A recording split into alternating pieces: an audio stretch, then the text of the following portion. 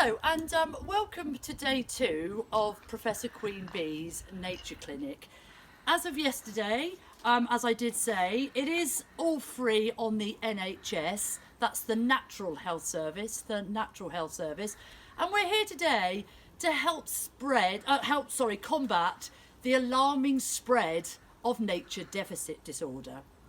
Now, yesterday we had a very, very good response to the programme, and people have been out in their garden, certainly listening for birds, listening for other sounds of nature, such as bees. And I do actually have, live on the line here, I will be taking calls now and again on this very expensive old-fashioned telephone. Hello, yes, it's Professor Queen Bee here, yes, nature deficit disorder specialist, yes. How can I help you? Oh, brilliant. So so you did hear the great tit yesterday saying teacher, well done. Oh, and you also heard a bearded tit. Yes, we get bearded tits in Britain. And a coal tit, did you say? Yes, we get coal tits in Britain. And yes, a marsh tit, yes, yeah, we certainly get those in Britain. Well done. You've obviously been on the RSPB website, haven't you? Checking out your bird calls. And what was it? Sorry, you heard a wooden tit? Sorry, did you say a wooden tit? No, there's no such thing as a wooden tit in Britain. What do you mean, wouldn't it be nice if I shut up and went away? Sorry, we seem to have a bit of a prank caller there.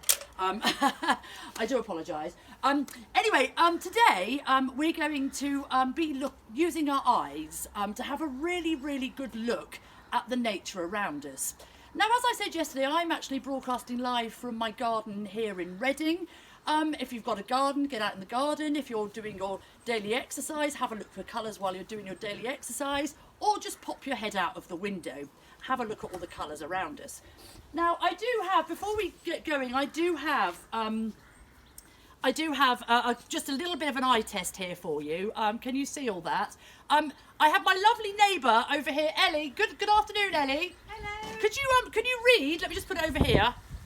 Can you just read the eye test for me, please? Yes, certainly. If you can't read the whole of this sign, then you're probably suffering from nature deficit disorder. I'm so sorry, I can't read the last line. You can't read the last line? No. Oh dear, as I suspected, nature deficit disorder has even started affecting people in my road, and indeed my next door neighbour. Right, better get the clinic going straight away. Now, as of yesterday, you can use quite sophisticated, expensive technology to look at colours. For example, if you're, like me, you might have one of these hanging around the house. You can just sort of look around for colours like this. But if you haven't got one of those, just a simple, bog standard kitchen roll will good. Really helps you focus in on colours. If you want to be really posh, you can use something called binoculars. You never know, somebody in your house might have a pair of binoculars hanging around. But if not, you can easily make them out of something like this. Now, you might not recognise this. A few weeks ago, these were very common around these parts, but unfortunately, they have become quite a rare species. It's called the toilet roll. So if you take all the toilet roll off and just parcel it up and send it all to me, Professor Queen Bee, and then you should have 2 little toilet rolls like this. Once you've sent me all of your toilet roll, we've run out about 3 weeks ago, then you can just sellotape them together like this, and you can have binoculars like this. Can you see? You can paint them and decorate them, and it really does help you focus in on the colours in your garden. Just one thing that I've seen 2 of them actually in the last 2 days, is a beautiful butterfly called the brimstone. Let me show you. See, the colours on it are stunning. Can you see? This is the male here. They're lovely, vibrant green colours. And one of the first butterflies on the wing in the spring. So keep your eyes open for this lovely colour. Now, I'm going to just put on my very special high-tech glasses to help me see all the colours in nature. Can you see? They're very, very high-tech. Let me just have a good test them over here. So, oh, sorry, they don't seem to be working anymore. I'll just use my eyes. Now, as a kind of, I thought as a guide, how about we sing the Rainbow Song, just to give us sort of, a bit of a guide of what colours to look for. So, I did used to be in a choir. So it goes like this. And red and yellow and pink and blue, orange and purple and green. I can sing a rainbow, sing a rainbow, sing a rainbow too. Oh, red and yellow and pink and green. Sorry, got a bit carried away there. Sorry, you know how it goes. So anyway, my daughter Betsy had a really good idea this morning of how we could go and find these colours. So she laid down a trail here on the floor. Can you see? Down here, camera lady, can you see? She's laid me down some arrows. So I'm going to follow this arrow here, down here. And then I'm going to come to this X marks the spot here. And oh look, over here, camera lady. All right, I have to look very up close. Can you see her here, right on the stems here? There is some red, our first colour.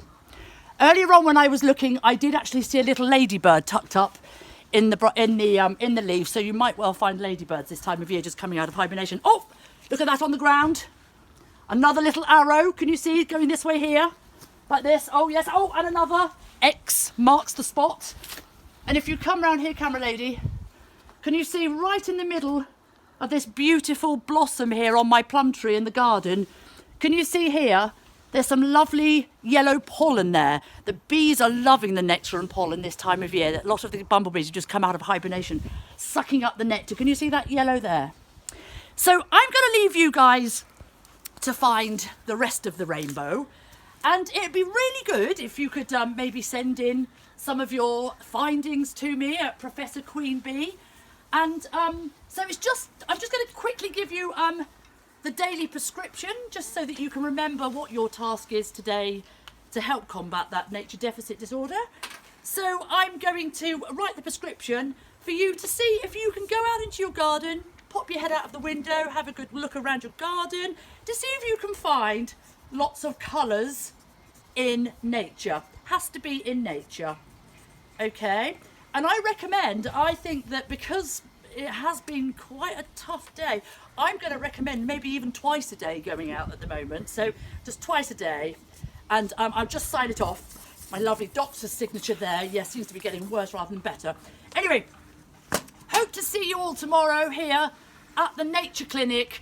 And remember, trust me, I'm a doctor. Goodbye.